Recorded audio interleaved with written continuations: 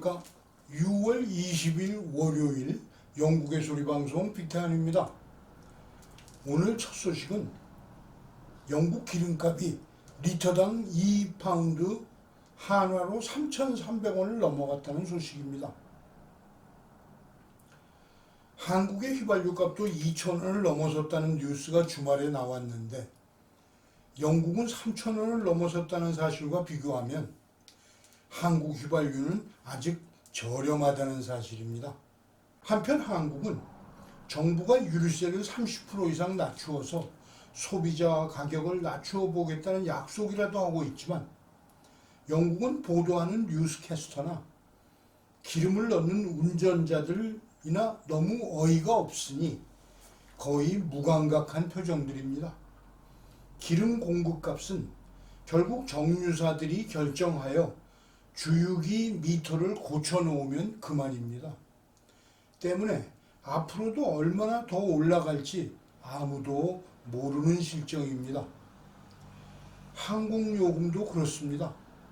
대부분의 나라들이 코로나 위기를 벗어나 여행이 자유로워짐으로써 코로나로 발이 묶였던 시민들은 휴가를 계획했지만 실행에 옮기는 것도 예전 같지 않습니다. 항공료가 천정부지로 오르고 있기 때문입니다. 2달 전에 한국을 갈 때만 해도 비싸졌다고 걱정하며 직항이라 편리한 대한항공이나 아시아나보다는 조금 저렴한 네덜란드 항공을 왕복에 800파운드에 구입하였습니다. 때문에 지난주 14일에 한국을 출발하면서도 올랐다는 소문만 들었지 실감하지는 못하고 영국에 도착했습니다. 그러나 어제부터 이번 주말에 한국 돌아가는 표를 인터넷에서 구하면서 기절할 뻔했습니다. 대한항공은 왕복에 2,200파운드, 한화로 360만 원이 넘고 아시아나는 1,900파운드를 요구하여 역시 300만 원이 넘고 있습니다. 다른 항공사들도 마찬가지입니다. 나이브하게도 기름값의 상승이 비행기 표값을 올리는 요인이라고 생각하고 산유국들의 항공사 가격을 체크하였지만 이들은 한술 더 뜨는 가격을 인터넷에 올려놓고 배짱을 부리는 것을 보고 놀라지 않을 수 없었습니다. 돌이켜 생각해보면 40여 년 전 제가 대한항공 신입사원으로 입사하여 항공권을 팔던 당시의 요금 수준으로 환원된 것입니다. 당시 한국에서 유로 보는 비행기 요금이 편도에 1,580달러였으니 파운드로 1,000파운드가 조금 넘는 수준이었습니다. 지금 바로 그 수준이 된 것입니다. 당시는 국제선 항공료가 세계 민간 항공협회 IATA에서 요금을 결정하였기 때문에 선진국 항공사들의 원가에 기초하여 결정해 놓은 것이었습니다. 때문에 상대적으로 인건비가 낮은 국가들의 항공사들의 이익은 매우 컸습니다. 더욱이 비행사들의 인건비가 저렴한 대한항공 같은 경우에는 수익이 엄청났습니다. 항공료는 산유국들의 합의하에 면세로 전 세계 어느 공항에서든 같은 가격에 주유할 수 있었기 때문에 항공사들은 기름값만큼은 특혜를 누리고 있었습니다. 그러던 것이 세계 제1의 항공사 페나미 리비아 가다피 정부의 테러로 추락한 사건을 계기로 카르텔 가격 구조는 무너지고 소비자 보호 차원에서 항공사들의 가격 자유 경쟁이 시작되었습니다. 때문에 인건비가 선진국 항공사들은 한국 같은 중진국 항공사에 비해 상대적으로 수익이 줄었고요. 미국에서는 TWA 같은 대형 항공사가 파산하면서 선진국에서 항공산업은 외형만 크고 실속 없는 기업으로 불황을 겪기 시작하였습니다. 그나마 항공사들이 살아남을 수 있었던 것은 90년도부터 전 세계의 관광 붐이 일면서 승객은 해마다 배로 늘기 시작했기 때문이었습니다. 바야흐로 선진국 수준의 일본 항공이 부도 사태를 겪고 국고의 지원을 받아야 하는 반면 대한항공이 세계 10대 항공사로 도약하는 계기가 마련되었고 중국엔 수십 개의 항공사가 난립하는 현상을 빚어냈습니다. 이와 같은 현재 항공료의 상승을 보면 우크라이나 전쟁으로 인한 국제 항공료 가격 상승만이 영향을 미친다고 보여지지는 않습니다. 항공사들이 지난 2년간 코로나 때문에 장사하지 못한 것을 보충하려는 의도를 다분히 가지고 있음을 알 수 있습니다. 비행요금이 이런 상태로 오른다면 산유국 항공사들은 곧 즐거운 비명을 지르게 될 것으로 보입니다. 반면에 비산유국 항공사들은 벌어서 항공료를 제조하는 정유사들에게 수익을 갖다 바치는 현상이 발생하게 될 것입니다.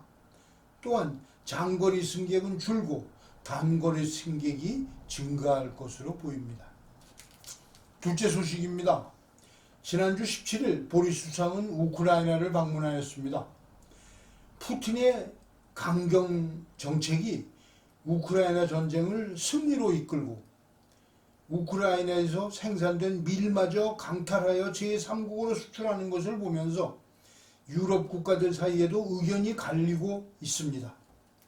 푸틴의 요구를 우크라이나가 들어줌으로써 전쟁을 종식할 수 있다는 주장이 나오고 있는 가운데 Thank you.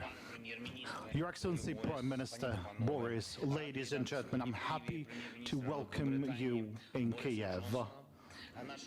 Our most sincere friend, a friend to Ukraine, the leader of 보리스 수상의 우크라이나 방문은 우울해진 젤란스키 대통령과 우크라이나 국민들에게 용기를 주기 위한 것이었습니다.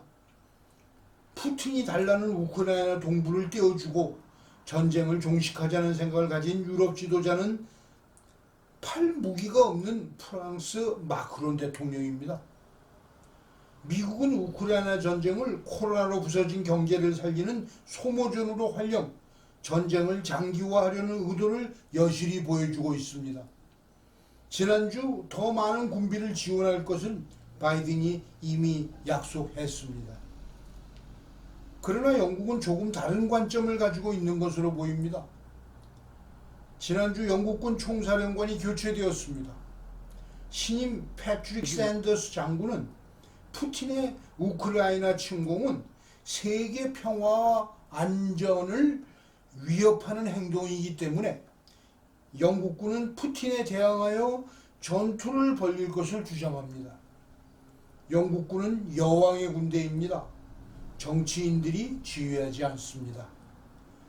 그래서 Her Majesty's Army 또는 Navy라고 부르는 것입니다. 물론 정치인들은 반대와 찬성으로 나누어지겠죠. 유불리를 따져볼 것입니다. 보리스 수상은 위험을 무릅쓰고 금요일 키예프에 들어갔습니다. 그리고 젤란스키를 격려하고 더 많은 군사적 지원을 약속함과 동시에 영국군이 직접 와서